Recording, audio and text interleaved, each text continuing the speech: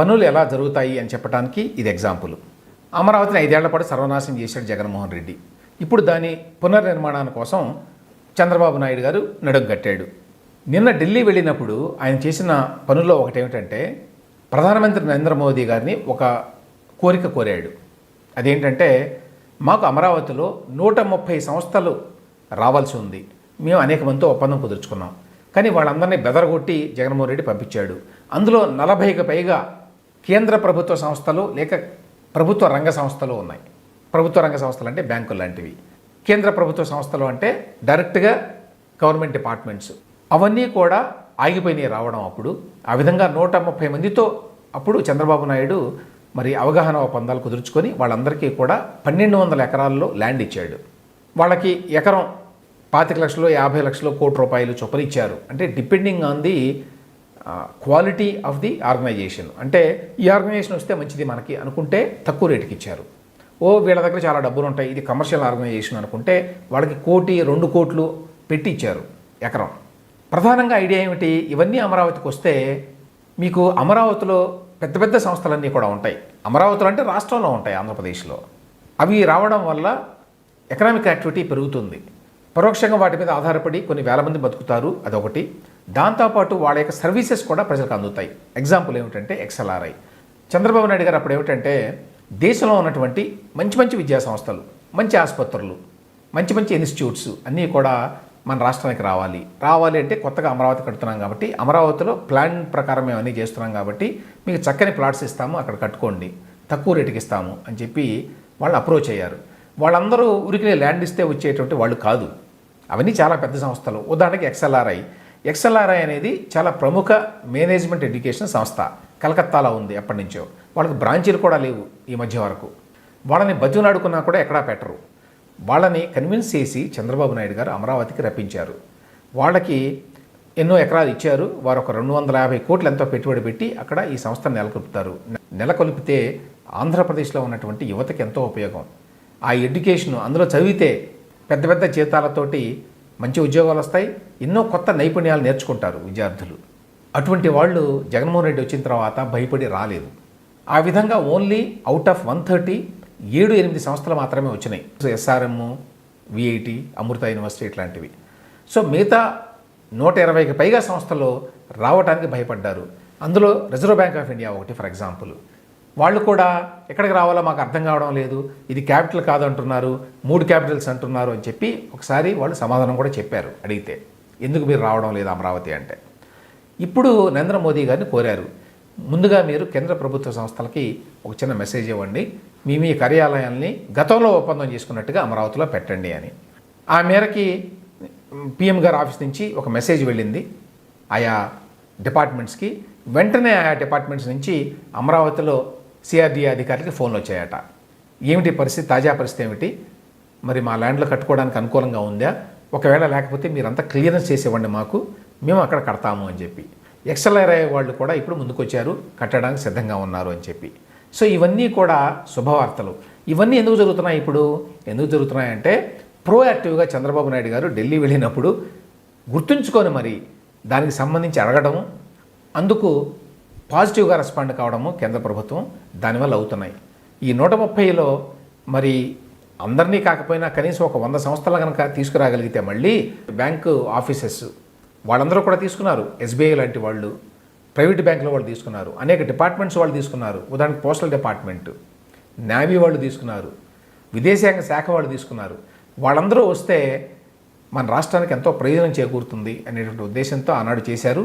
అది ఇప్పుడు ఆ కళ సాకారం కాబోతోంది. ఈ దేశంలో న్యాయం అనేది ధనవంతులకి, పెద్ద పెద్ద రాజకీయ పార్టీలకి, బలమున్న వారికి చాలా సత్వరమే అందుతుంది.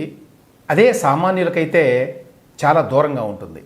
ఎందుకంటున్నాను ఈ మాట, ఎందుకంటున్నానంటే నిన్న హైకోర్టు వారు ఈ వైకాపా కార్యాలయాలకు సంబంధించి ఇచ్చిన ఆదేశాలను చూస్తే ఎవరికైనా కూడా ఆ భావన కలుగుతుంది. వారు ఏమంటారు, ఎంతో ప్రజా ప్రయోజనం ఉంటే తప్ప వైసీపీ వారు ఈ విధంగా అనుమతులు ఉన్నా లేకపోయినా కడుతున్నటువంటి భవనాలని కూల్చడానికి వీల్లేదు. The power of demolition should not be resorted to unless the overwhelming public interest is involved. ఏమిటి ఈ పబ్లిక్ ఇంట్రెస్టు? ప్రజా ప్రయోజనం ఉంటే తప్ప భవనాలను కూల్చకూడదు అంటే ఎవరు నిర్ణయిస్తారు ఏది ప్రజా ప్రయోజనం అనేది ఒకటి, అసలు ఏది ప్రజా ప్రయోజనం, వాట్ ఈస్ ది డెఫినేషన్. మామూలుగా మనకు తెలిసినంత మేరకు చట్టాన్ని ఉల్లంఘిస్తే వెంటనే దానికి శిక్ష పడుతుంది. ఇందులో ప్రజా ప్రయోజనం ఇమిడి ఉందా ఇమిడి లేదా అని చెప్పి ఎవరో చూడడం లేదు. ఒక ట్రాఫిక్ వైలేషన్ ఉందనుకోండి, అది ప్రజా ప్రయోజనం అందులో ఏమి ఇమిడి ఉంటుంది ఇమీడియట్గా. లార్జర్ పర్స్పెక్టివ్లో చూసినప్పుడు ట్రాఫిక్ని అందరూ కూడా అనుసరించాలి, లేకపోతే ప్రమాదం, ఓకే. కానీ ఇండివిజువల్గా చూసినప్పుడు అందులో పెద్ద ప్రజా ప్రయోజనం ఏమీ ఇమిడి ఉండదు. అయినా కూడా పోలీసు వాడు పట్టుకుంటాడు, మీకు ఫైన్ వేస్తాడు, 500-1000 రూపాయలు కట్టించుకుంటాడు. కానీ ఇక్కడ మాత్రం అనుమతులు లేకుండా కట్టినా కూడా ఇందులో పెద్ద ప్రజా ప్రయోజనం లేకపోతే వాటిని కూల్చకూడదు అని చెప్పి గౌరవనీయ హైకోర్టు వారు నిన్న ఆదేశం ఇచ్చారు. మొత్తం 22 వైసీపీ పార్టీ ఆఫీసులకి కూటమి ప్రభుత్వం నోటీసులు ఇచ్చింది. ఏమని? వీటిని అనుమతులు లేకుండా, ప్రయర్ అప్రూవల్స్ లేకుండా కడుతున్నారు. వీటి మీద వైసీపీ వారు 22 రిట్ పిటిషన్లు వేశారు. ఎందుకంటే వాళ్ళకి మంది మార్బలం ఉంది, డబ్బు ఉంది. ఆ సందర్భంగా నిన్న హైకోర్టు వారు ఇచ్చినటువంటి ఆదేశాలు ఇవి. ఏమన్నారు వారు? Due procedure in accordance with law చేయాలి అని చెప్పారు. చట్టబద్ధంగానే ఏమాత్రం చట్టానికి కొద్దిగా కూడా డీవియేషన్ లేకుండా మీరు ఈ విషయంలో ముందుకెళ్ళాలి అని చెప్పారు.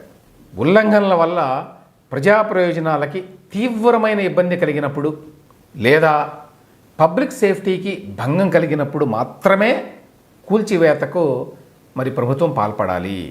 చిన్న చిన్న ఉల్లంఘనలు అయితే, మైనర్ డీవియేషన్స్ అయితే స్ట్రక్చర్లో కూల్చడానికి వీల్లేదు.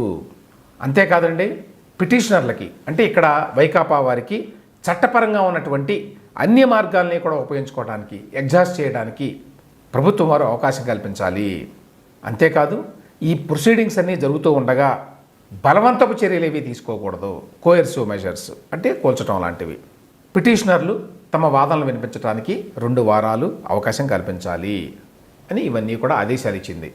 అంటే ఏమిటంటే, ఇప్పుడు వైకాపా వారు ఏవైతే భవనాలు కడుతున్నారో, ఎస్పెషల్లీ 22 చోట్ల ఏ జిల్లాల్లోనైతే అనుమతులు లేకుండా కడుతున్నారో వాటిని ప్రస్తుతం ప్రభుత్వం ముట్టుకోవడానికి వీల్లేదు, కూల్చడానికి వీల్లేదు. 2-3 అంశాలు మాట్లాడుకోవాలి. ఒకటేమిటంటే, ఒక రాజకీయ పార్టీ, అధికారంలో ఉన్న పార్టీ తాను అధికారంలో ఉండగా తనకు తానే భూములు ఇచ్చుకుంది.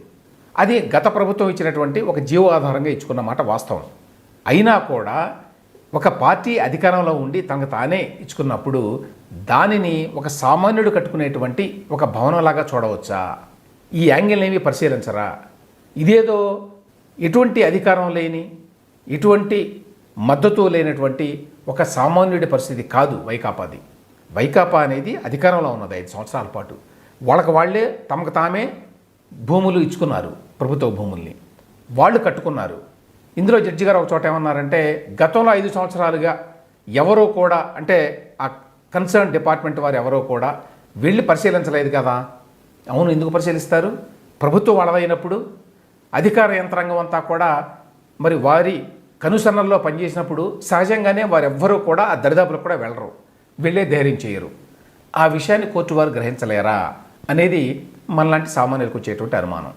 మీరు 5 సంవత్సరాల పాటు దాన్ని జోలికి వెళ్ళలేదు కాబట్టి ఇప్పుడు కూడా వెళ్ళడానికి వీల్లేదు అని చెప్పి కోర్టు వారు ఎలా అంటారు అనేది ఒక ప్రశ్న.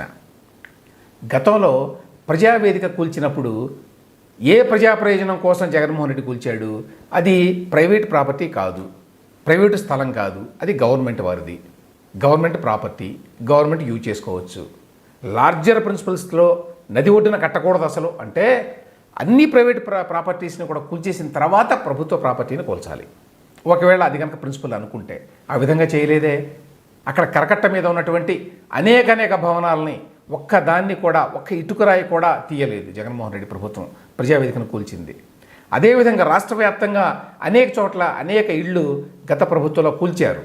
అంటే చెప్పా పెట్టకుండా శనివారం ఉదయాన్నో లేకపోతే సెలవు ఉంటే శుక్రవారం ఉదయాన్నో వెళ్ళి ప్రభుత్వ యంత్రాంగం కూల్చేస్తే అప్పుడేమో చేయడానికి ఏమీ లేదు, వాళ్ళంతా నిస్సహాయాలుగా ఉండాలి ప్రజలు. ఇక్కడేమో ప్రభుత్వం చక్కగా నోటీసులు ఇచ్చి వ్యవహారం నడుపుతూ ఉంటే ఈ లోపల కోర్టుకు వస్తే కోర్టు వారు ఒక బలమైన పార్టీకి, అధికారంలో ఉన్న పార్టీకి అడ్డగోలుగా తమ డబ్బుతోటి ప్రభుత్వ భూమిలో ఆఫీసులు కడుతున్నటువంటి పార్టీకి ఇంత పెద్ద రక్షణ ఇచ్చారు అనేది ఇక్కడ సమస్య. అంటే కోర్టుల్లో న్యాయం పొందాలి అంటే డబ్బు ఉండాలి, పలుకుబడి ఉండాలి, పెద్ద వ్యవస్థ ఉండాలి అన్నమాట అనే విషయం మరొకసారి రుజువైంది ఇందులో. ఇక ఇప్పుడు పరిస్థితి ఏమిటి అంటే వైసీపీ అక్రమంగా కొడుతున్నటువంటి ఈ భవనాలు వేటిని కూడా ప్రభుత్వం బహుశా ఇప్పట్లో